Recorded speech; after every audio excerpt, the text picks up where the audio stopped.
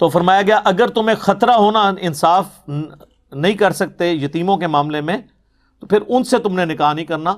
فانکحوا، پس نکاح کرو، ان یتیم عورتوں کو چھوڑ دو، ان کے سوا اور عورتوں سے نکاح کرو.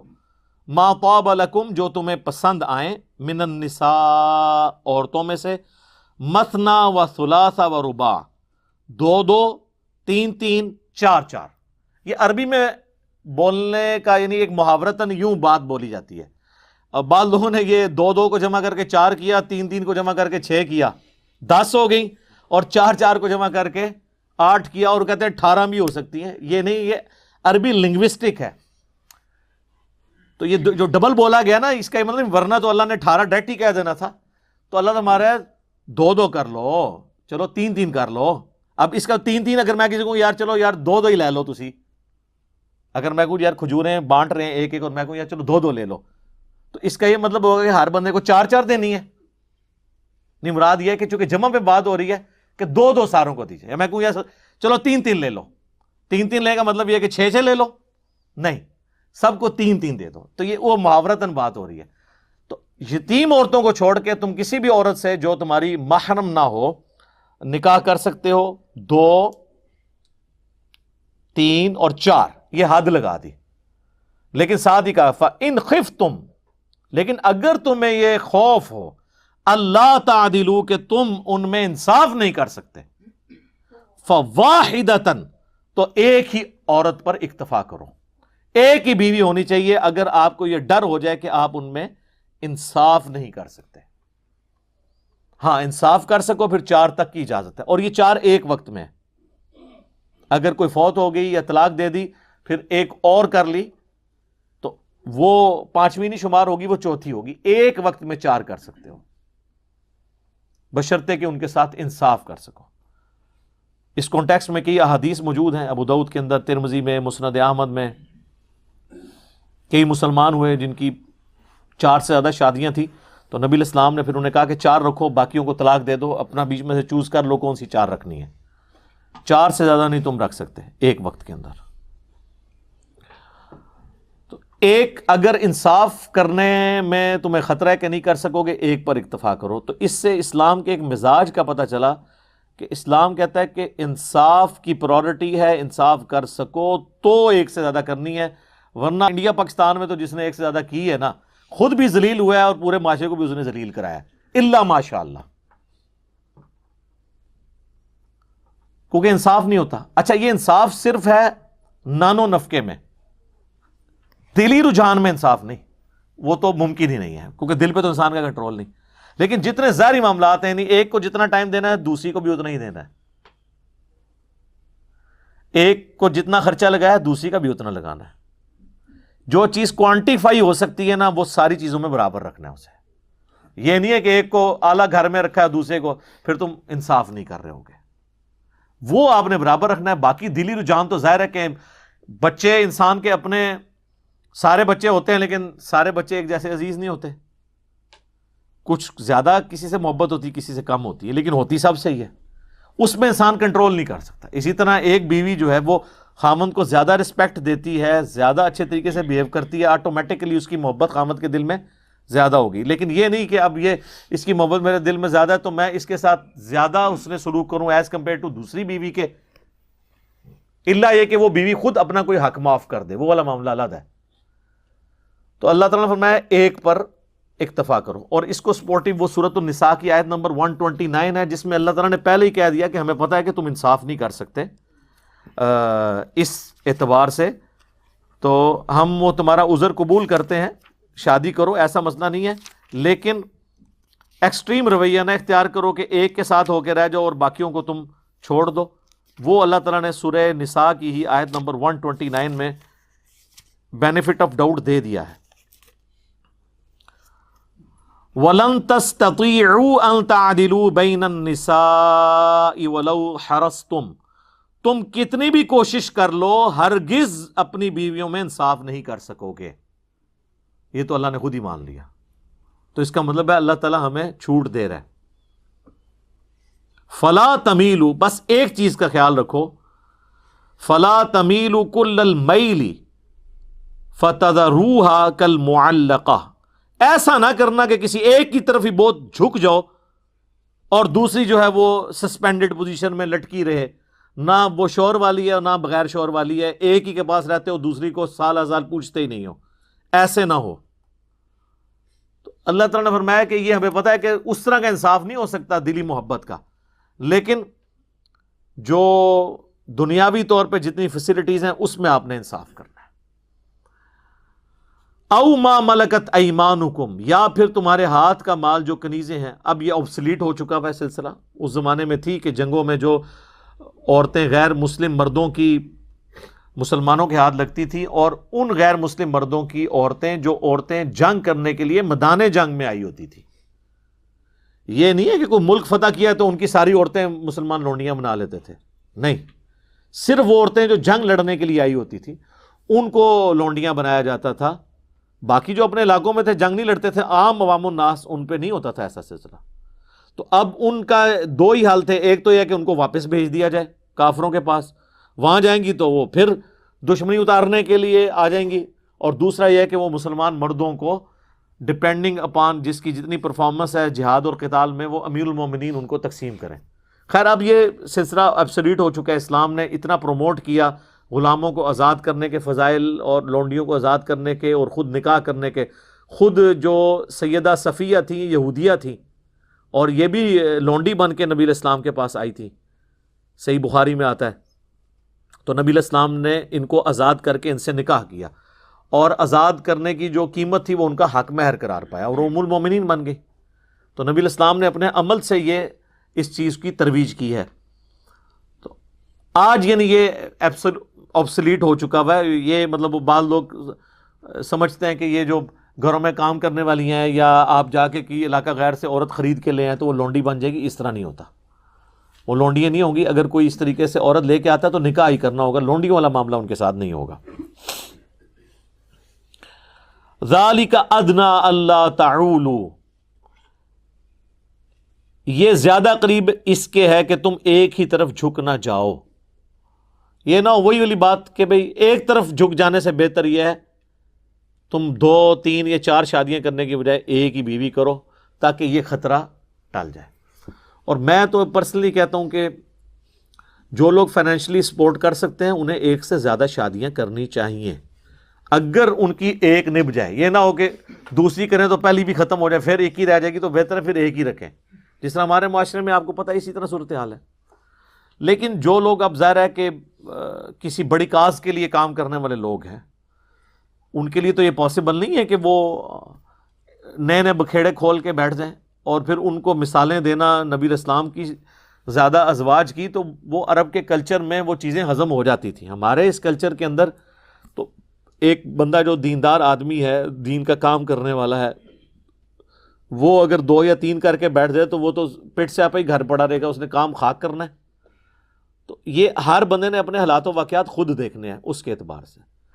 باقی ہم اس ایکسٹریم پہ نہیں ہیں جو یہ سمجھتے ہیں کہ یہ ظلم ہے کہ ایک سے زیادہ بیویاں کی جائیں، تو یہ تو اللہ تعالیٰ نے آنر دیا عورت کو، اور دنیا کی اسٹیٹسٹکس ہمیں یہی بتاتی ہے کہ عورتوں کی تعداد دنیا میں زیادہ ہوتی ہے ایز کمپیئر ٹو مردوں کے۔ اس میں کئی ایک سائنٹیفک ریزن بھی ہیں، اور کئی ایک سوشل ایشوز کی وجہ سے ایسا ہو جاتا ہے۔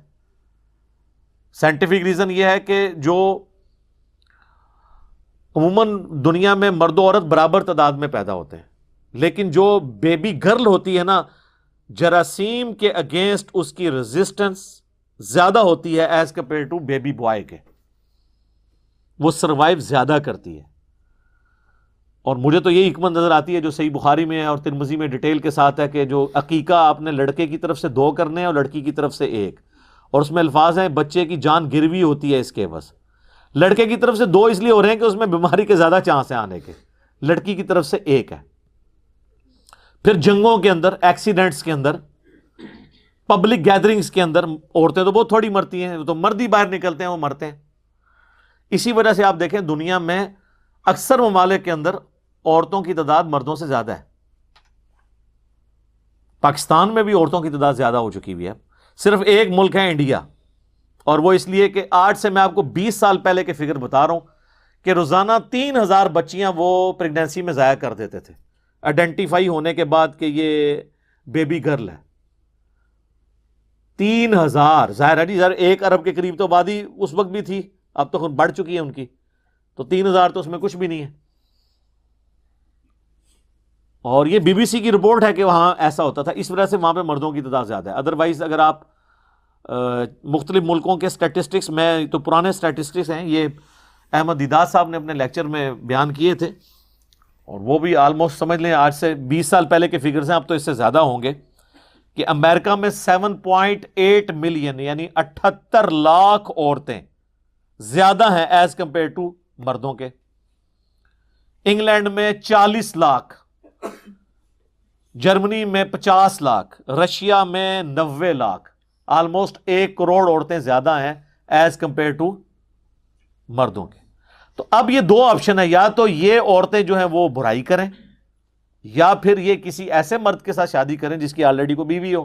ویسے تو اب وہاں پہ خاندانی نظام ٹوٹ چکا ہے، تو ایک والا بھی معاملہ نہیں رہا، لیکن میں لاجیکلی بات کروں کہ اسلام چونکہ خاندانی زندگی میں بلیو رکھتا ہے، سوشل ویلیوز کے اندر، تو اس لیے یہ آپشن چھوڑا ہے. اچھا یہ بات لیتے ہیں قرآن میں حکم ہے 4 شادیاں کرو. سر قرآن میں یہ حکم نہیں 4 شادیاں کرو، قرآن میں حکم یہ ہے کہ 1 شادی کرو. 4 کی اجازت دی گئی ہے. اس معاشرے میں جہاں 100 لوگوں نے عورتیں رکھی ہوتی تھی، ان کو کم کر کے 4 پہ لے کے آئے. حکم 1 کا ہے، 4 کی اجازت ہے.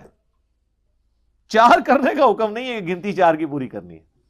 بلکہ اگلے دن ہماری اکیڈمی میں ایک فون آیا، وہ کہنے لگے کہ جی ایک اسلامی بہن تھی، ان کی طلاق ہو گئی، اس کے بعد انہوں نے دوسری جگہ شادی کی تو وہ شوہر فوت ہو گیا، پھر تیسری جگہ کی تو وہ فوت ہو گیا، چوتھی جگہ کی تو وہ فوت ہو گیا، تو وہ اب اس کی 5ویں شادی نہیں کروا رہے. وہ کہہ رہے ہیں 4 سے زیادہ شادیوں کی اجازت نہیں ہے، وہ 4 کر چکی ہے. یہ لوگوں کا آپ دیکھ لیں ذہنی لیول کیا ہے. تو عورت تو 1 ہی شادی کرے گی، 4 کی اس کو کہاں سے اجازت ہے؟ ایک وقت میں 1 کرے گی. اور صحابہ کرام میں یہ ایسے ویسے کوئی عیب نہیں سمجھا جاتا تھا اس طرح کا. آپ دیکھ لیں اسما بنت امیس حضرت جعفر طیار کی بیوی تھی، جو غزوہ موتا میں شہید ہوئے. جب وہ شہید ہوئے تو ان کی اس بیوہ کے ساتھ حضرت ابوبکر صدیق نے شادی کر لی. اس سے محمد بن ابی بکر پیدا ہوئے جس سال حضور نے حج کیا تھا. پھر 4 سال کے بعد حضرت ابوبکر فوت ہو گئے، تو حضرت علی نے ان سے شادی کر لی اسما بنت امیس کے ساتھ. اسی لیے محمد بن ابی بکر کی ساری پرورش مولا علی نے کی ہے، اور وہ ان کے بچوں کی مانند تھے. تو یہ کوئی عیب نہیں سمجھا جاتا تھا اس چیز کو. ہاں ایک چیز کو بین کیا گیا کہ نبی کی بیوی کے ساتھ کوئی شادی نہیں کر سکتا. وہ سورۃ الاحزاب میں ہے کہ اللہ کے نزدیک یہ بہت بڑا گناہ ہے کہ تم نبی کے مرنے کے بعد ان کی کسی بیوہ کے ساتھ شادی کرو. اور اس سے پہلے بلکہ فرما دیا النبی اولا بالمؤمنین من انفسہم وازواجہ امہاتہم. نبی صلی اللہ علیہ وآلہ وسلم مومنین کی جانوں پر ان کی جان سے بڑھ کر حق رکھتے ہیں، اور ان کی بیویاں امت کی مائیں ہیں. اب چونکہ وہ ماں کا سٹیٹس ہے لہذا اب ان کے ساتھ شادی نہیں ہو سکتی. تو وہ اللہ نے ان کو ایک پروٹوکول دیا ہے، اور دنیا اور آخرت میں وہ نبی علیہ السلام کی ہی بیوی ہیں. یہ پروٹوکول صرف نبی کا ہے. یہ جو کہتے ہیں نا جی وہ شہید زندہ ہے تو شہید سے مانگ سکتے ہیں، تو ہم اگلی بات کرتے ہیں تو شہید کی بیوہ پھر شادی کیوں کر لیتی ہے اگر شہید زندہ ہے؟ تو جعفر طیار شہید ہوئے تھے نا، صحیح بخاری میں آتا ہے کہ ان کے 2 یہ بازو کٹ کے تھے، اللہ نے جنت میں ان کو 2 پر دیے جس میں وہ اڑتے ہیں. ٹھیک ہے نا. تو حضرت جعفر طیار جو مولا علی کے بھائی تھے، وہ شہادت کے بعد بھی زندہ تھے نا، ان کی شہادت تو کنفرم ہے نا، تو ان کی بیوہ نے شادی کو کر لی تھی حضرت ابوبکر کے ساتھ. ٹھیک ہے. تو یہ اہمی کہانیاں بنائی ہوئی ہیں. دنیا اور آخرت کے جو احکامات ہیں وہ بالکل ڈیفرنٹ ہیں. یہ نبی کا پروٹوکول ہے، اور وہ بھی اس وجہ سے نہیں کہ نبی آج بھی جو ہے وہ دنیا کی زندگی سے زندہ ہے، نہیں، وہ آخرت کی زندگی کے ساتھ ہیں. لیکن ان کی عزت یہ ہے کہ چونکہ ان کی نبی امت کا باپ ہوتا ہے روحانی طور پہ، ان کی بیویوں کو امت کی مائیں قرار دیا گیا. لیکن یہ یاد رکھیے گا وہ ماں ایسی ہے کہ اس سے پردہ ہے، ویسے ماں سے تو کوئی پردہ نہیں ہے.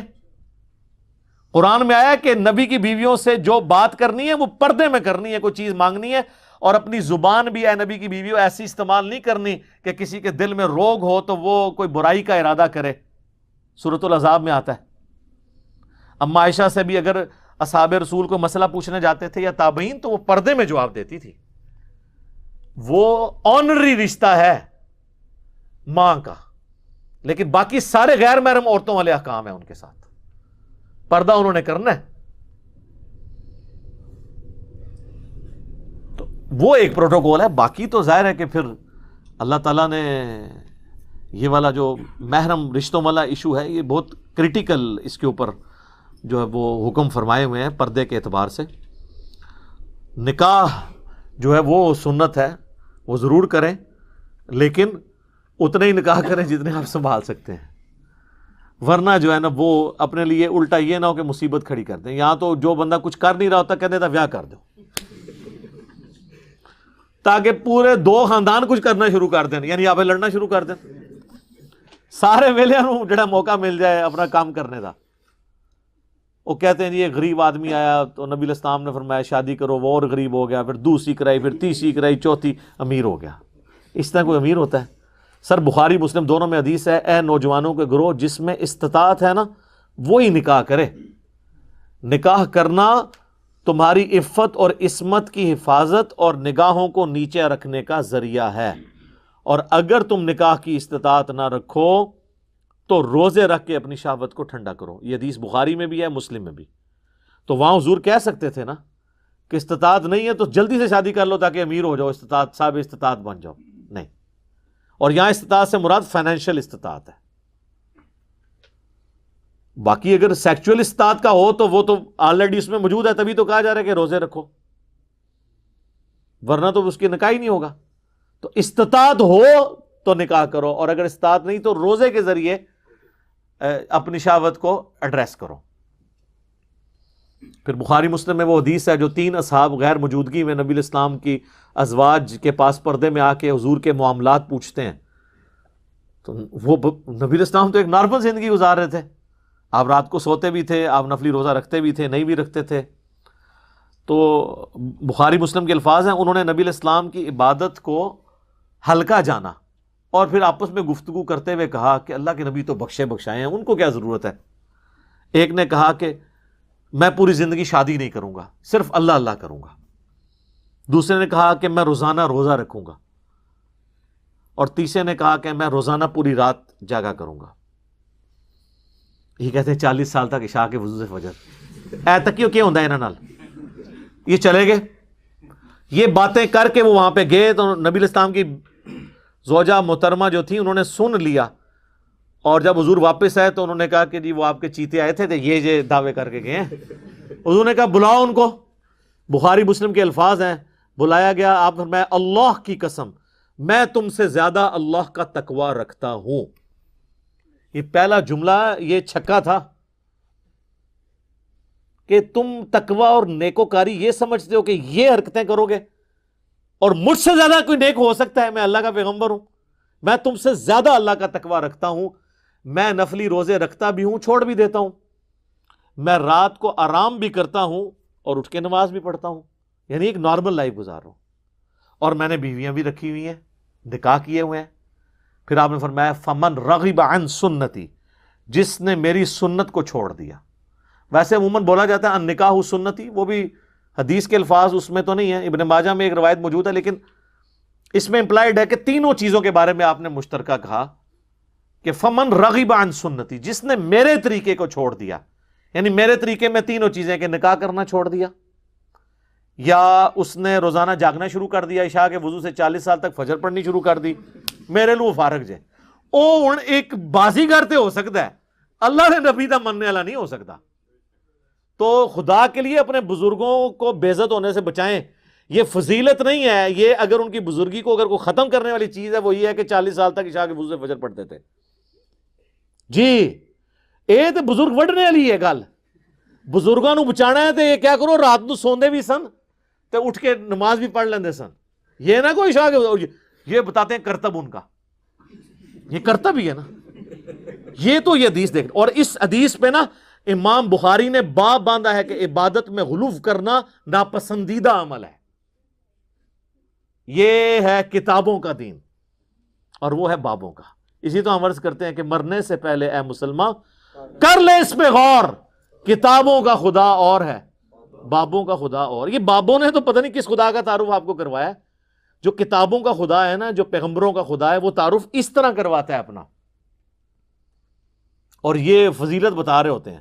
ایک اور حدیث ہے بخاری اور مسلم دونوں میں، حضرت عبداللہ بن عمر بن عاص کی بیوی نے حضور کو شکایت بھیجی کہ یہ جو آپ کا صحابی ہے نا، یہ میرے حقوق پورے نہیں کرتا، یہ روزانہ روزہ رکھتا ہے اور رات کو بھی پوری رات عبادت کرتا رہتا ہے. تو نبی علیہ السلام نے ان کو بلا کے پوچھا کہ اے عبداللہ، میں نے تمہارے بارے میں یہ سنا ہے، کیا ایسا ہی ہے؟ انہوں نے عرض کی یا رسول اللہ ایسا ہی ہے. وہ تو ایکسپیکٹ کر رہے تھے حضور کہنے کے یار ادھر آنا ذرا جفی پا، تو صحیح نکلے ہیں میرے صحابہ وچوں. ہاں فرمایا عبداللہ اگر ایسا کرو گے، پوری رات جاگو گے تو تم اندھے ہو جاؤ گے، تمہاری آنکھوں کا بھی تم پہ حق ہے، تمہارے جسم کا بھی تم پہ حق ہے، تمہاری بیوی کا بھی تم پہ حق ہے.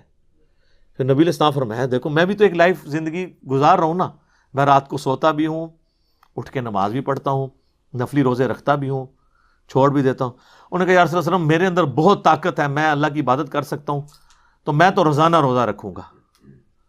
آپ نے فرمایا کہ جو روزانہ روزہ رکھتا ہے گویا کہ ایسا ہے کہ وہ روزہ رکھتا ہی نہیں. چلو زیرو. یہاں کتنے بزرگوں کا کہتے ہیں جی این سال تو انہوں کا روزہ ہے، او خدا دا نہ گلاں بند کر دو، بزرگی بچانی سے کسی دی ہے پٹھیاں پٹھیاں گلاں بند کرو. آپ فرمایا جو روزانہ روزہ رکھتا ہے گویا وہ روزہ نہیں رکھنے والا. پھر آپ نے فرمایا کہ مہینے میں 3 روزے رکھ لو، یہ گویا ایسا ہے کہ تم ہمیشہ روزے رکھتے ہو.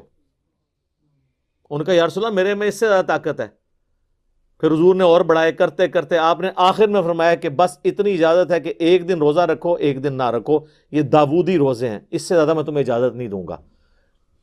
تو پھر جب وہ بوڑھے ہو گئے نا تو وہ پھر وہ یاد کرتے تھے اس حدیث کو، کہتے تھے او کاش میں نے حضور کی وہ والی فیسلٹی لے لی ہوتی، اب مجھ سے نہیں روزے رکھے جاتے.